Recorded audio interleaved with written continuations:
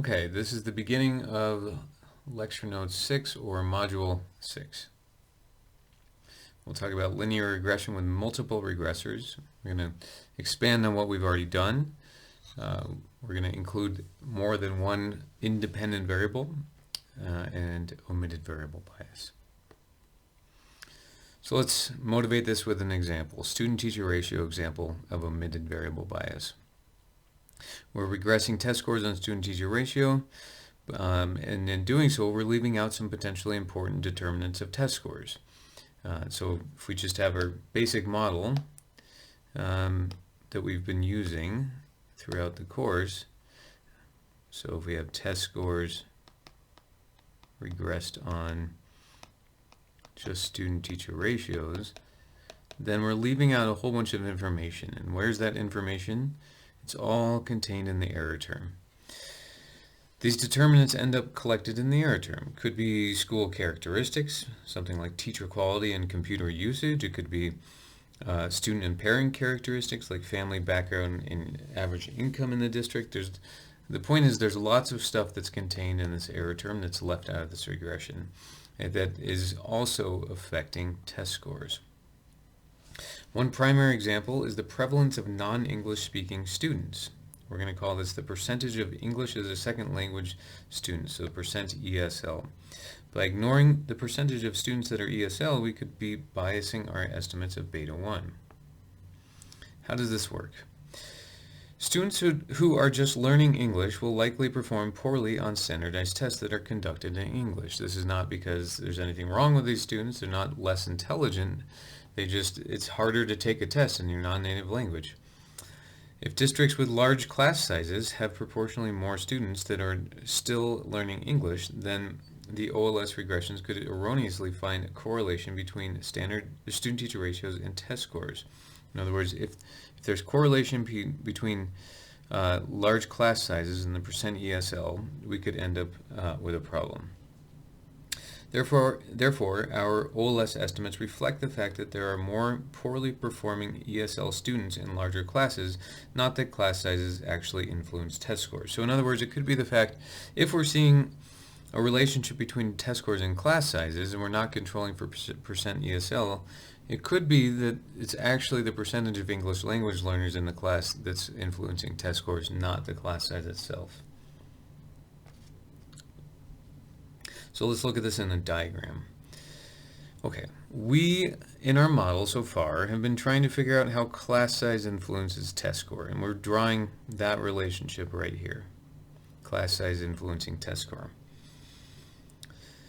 What happens if there's correlation between something contained in the error term, ESL is captured in the error term, and class sizes? So there's correlation between class size and percent ESL, and that relationship is represented by these arrows here.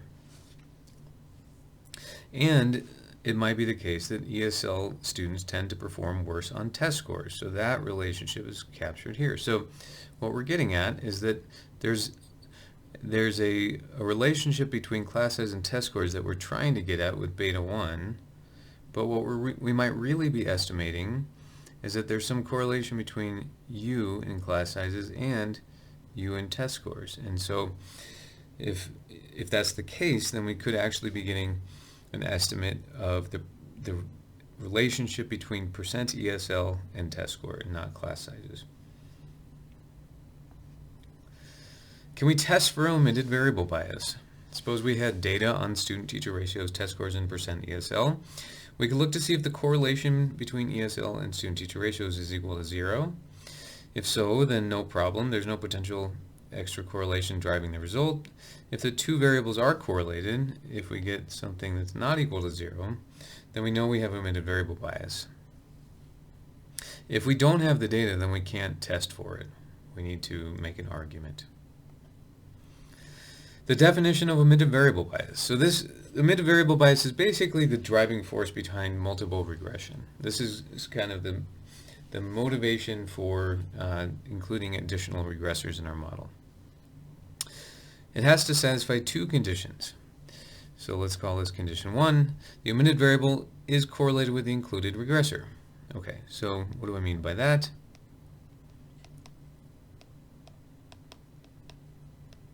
something contained in U is correlated with X. So the omitted variable, something contained in U, is correlated with the included regressor, X.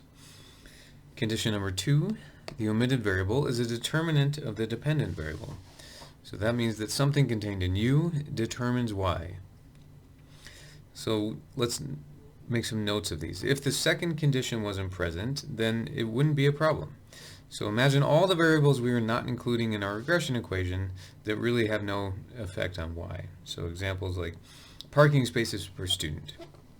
Schools with more teachers likely have more parking spaces, but the number of parking spaces definitely is not correlated with test scores. There's no direct relationship between parking spaces and test scores. We can't really make that argument.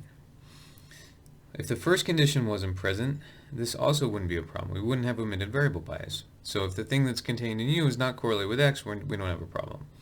So for example, the time of day of the test. So the time of the day of the test could definitely affect Y, the test score.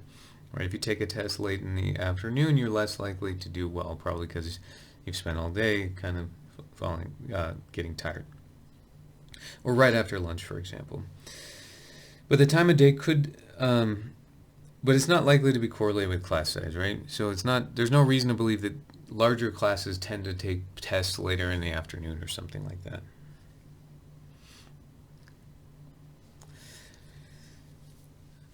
So omitted variable bias in the OLS assumptions.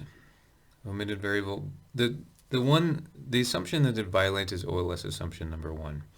So just as a reminder, OLS assumption number 1 is the error term is equal to 0. So the expected value of the error term is equal to 0. That's the first part. And the second part is the conditional expectation of the error term, or the error term, expected value of the error term conditional on X is equal to 0. So this one implies that the correlation between U and X equals 0. So we're violating that assumption. We just talked about that in the previous slide. That's the condition number 1. The omitted variable is correlated with the included regressor. In other words, something in U is correlated with X. So this one here is violating assumption, OLS assumption 1. Violates OLS assumption 1. Okay, so remember that there's two conditions. These two conditions need to hold for omitted variable bias to be a problem. So if something in U is correlated with X, then the omitted variable bias conditions do not hold. That seems backwards. Something in U is correlated with X, then the omitted variable bias conditions do hold. Consequence. When an omitted variable bias is present, OLS estimator is biased and consistent. The bias inconsistent. The bias does not disappear with large samples. So this is a problem. When we violate these assumptions, we have an inconsistent estimator, meaning that when we run our regression, no matter how large our sample size, we will not get the correct result. We will not, our estimate does not trend towards the true population value of the parameter we're trying to estimate. Why should we care? Who cares about this? Suppose you're a farmer and you use regression to determine how much more yield you get when you add fertilizer to your crops. And suppose you base your entire fertilizer plan off a biased OLS result, stemming from omitted variable bias. You would stand to lose a lot of money.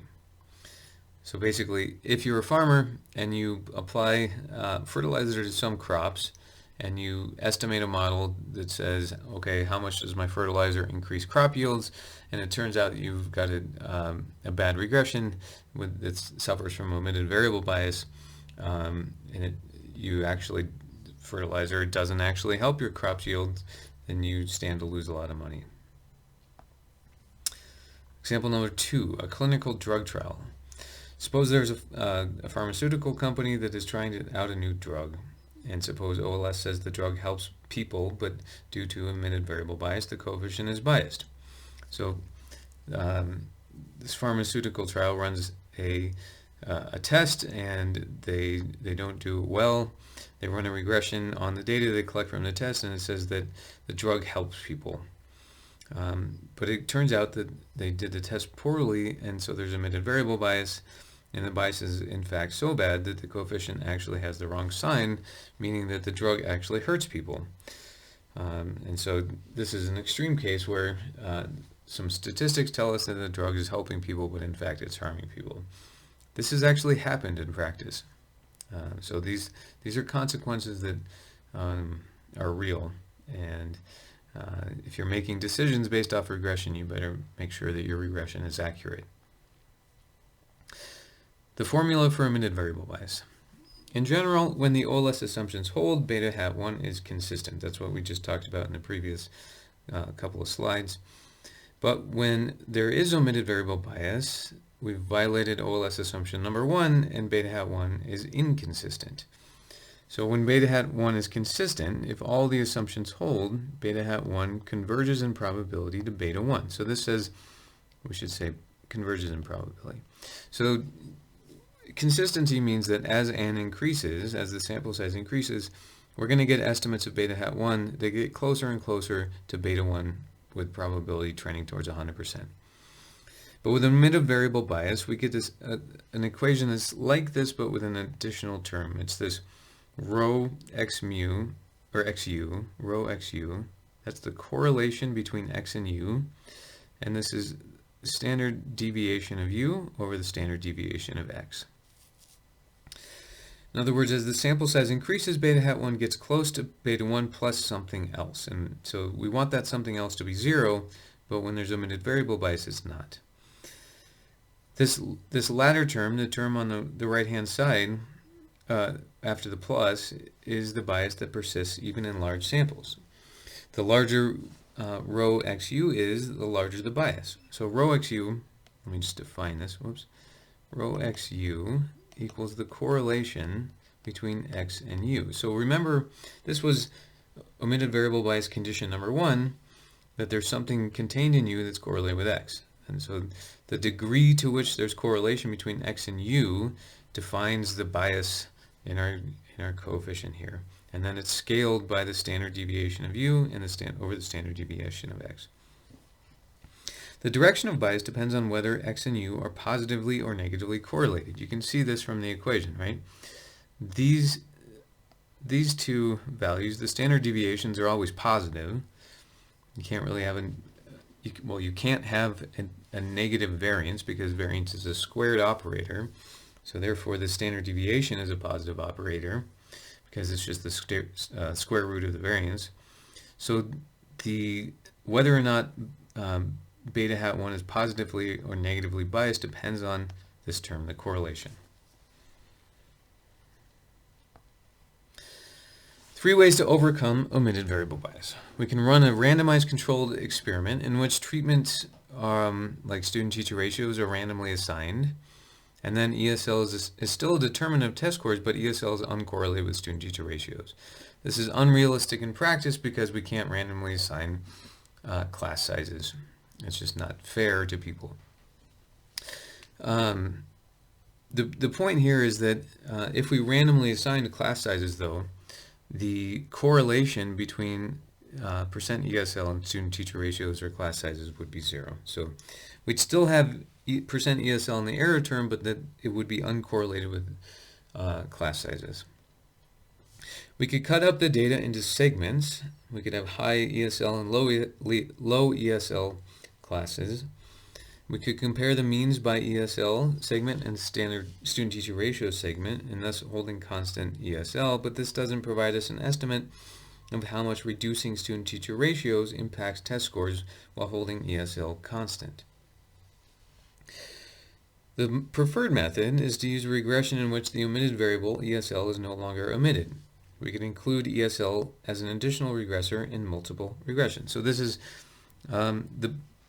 why we've done all of this, is to get to this point. We want to use regression in which the omitted variable is no longer omitted. We want to include it in a regression. So that's where we're going. Next up, multiple regressors.